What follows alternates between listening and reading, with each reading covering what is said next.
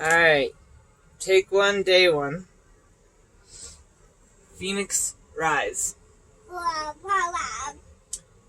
I have a plant that I've finally named Witness. I don't know if you can see it. It's about on the ashes level.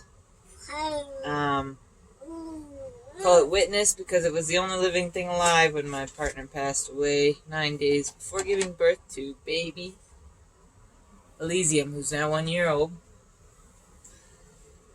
The idea of Phoenix Rise is a mini documentary of being real and seeing where we can go from there.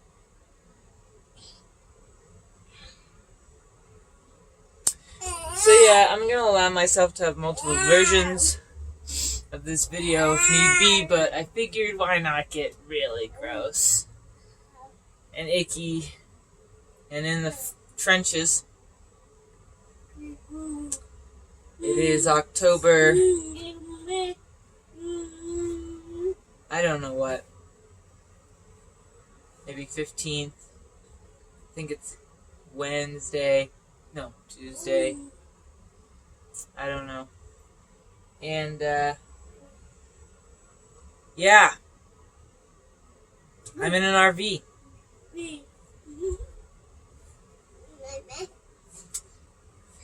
It's been about a year and a month since Dane passed away, and I haven't had a therapist yet. My one attempt when he was 2 or 3 months old, he started screaming and crying in the session, and it was too much, and I never came back. I've been dealing with it on my own through plant medicine.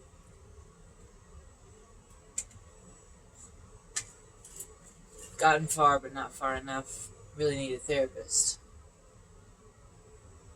My hair. Tried to dye it white, got to a weird blonde, which is still cool, but not white.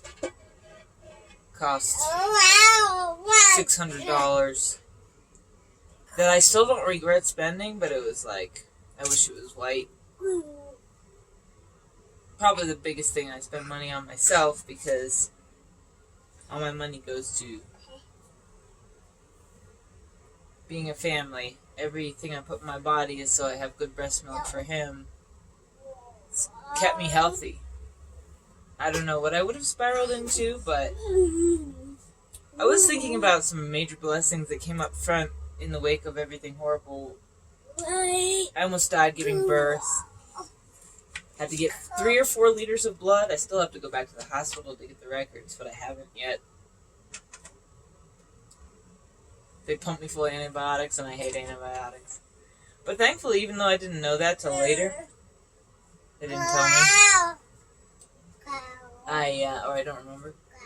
I took these super probiotics, and that was spirit guides, and God has been watching over me, and really beautiful humans. This group of doulas called Aloe Tribe all volunteer their time the first month to 3 months, maybe more, to help me around the clock. 5 hours, 3 times a week, probably, at the beginning. Being a mom, and doing it alone, and grieving, and all that. And they hold space for me, and beautiful family has come out. But they're all in another state, so I don't get any kind of even weekly or even monthly check-ins in person. Except maybe my mom's been coming monthly. Mom. So I'm blessed with beautiful family and friends, and well, okay, so I can't start like blaming my family, right? COVID hit when he was 6 months old, and then everyone, sorry, we can't help you at my time of greatest need, right? So I think a couple of these ashes videos, which is where the Phoenix Rise is from, are going to be kind of pessimistic. Maybe I'll be like moaning and groaning, and who even wants to watch them? But I'm hoping that by the end of 30 days, my life has been so radically shifted that people will come back and see where it came from. And then be inspired, because it's pretty shitty in a lot of ways. And in a lot of ways it's not. I kind of feel the first world problems hashtag and then feel guilt and shame. But for me, it is overwhelming and hard. I grew up middle class, privileged white woman, mixed race, but I look white, right? And I'll just say it, yeah, I am like a third Spanish. I haven't done the DNA test, so I don't know exactly the percentages, but like a third Spanish, a third Jewish, a third German, and some small percentage, probably around or under 10% Native American. I want it to be more, right? I love Native American culture, and I really identify with it in a lot of what I do, so grateful for my mixed heritage, and also grateful for my white privilege, and hoping the race issue in our country is addressed in a radical and huge way for those who are suffering from being marginalized by white supremacy and patriarchy. And as a woman, of course, I actually have not dealt with the issues that many women face from being a woman. At least I haven't realized them. I feel like I've lived a blessed life, not facing any kind of trauma in that way. Well, actually, never mind. I have faced some, but nothing compared to some. I'm not going to compare. Whatever. Okay, so my life now. I'm going to take you on a tour of the wreck that is my RV, but basically I lived in an apartment in the city of Denver, and it was in a very populated area with no backyard, second floor, but I was on a cool window, I had a lot of good things going, beautiful view out my backyard to like a little nature area, but not anywhere you could go play with the baby very easily, except for a small patch of grass with a dying tiny pine tree. And I had Dane's car. Dane was my partner, and he died in that apartment. And I kept going back into that room, and sometimes we'd be playing in there, and I'd find a flash of me finding him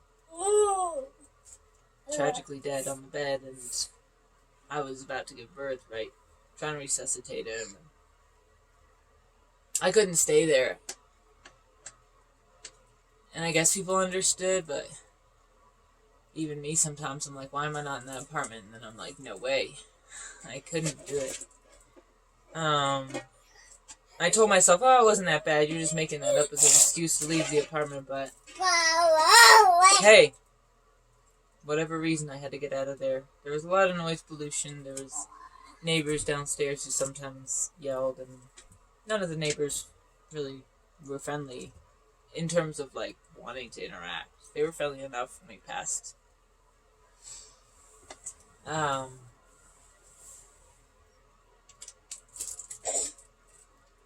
All my friends in Colorado had to move, or they wrote me little texts saying that I was a burden, or we didn't click.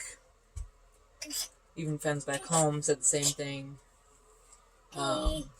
Everyone just kind of whoosh. And then family was core. I will say that. Elysium, of course, my anchor, my beautiful baby.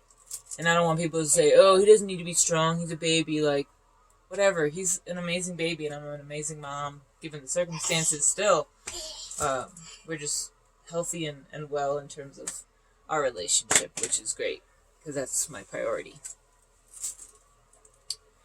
So yeah, I moved into an RV, and actually it came from thinking, Dane was like, Winnebago was our song, and I just, one day as I was browsing or to move from the apartment, I came across a Winnebago, and I got this idea about living an RV life, and how perfect, like a little tiny house, and I'd own my own home and wouldn't have to pay rent, and how beautiful would that be? We'd just be in a forest. I pictured us in a forest, and him getting to play in nature every day instead of in this, concrete jungle kind of scenario. Though not as bad as some have it, so. Anyways, didn't know all that it was going to involve. Got a fifth wheel, because somebody said don't get one that you can drive, because then if your car breaks, your house breaks. And so I got this fifth wheel, and I went to get this truck.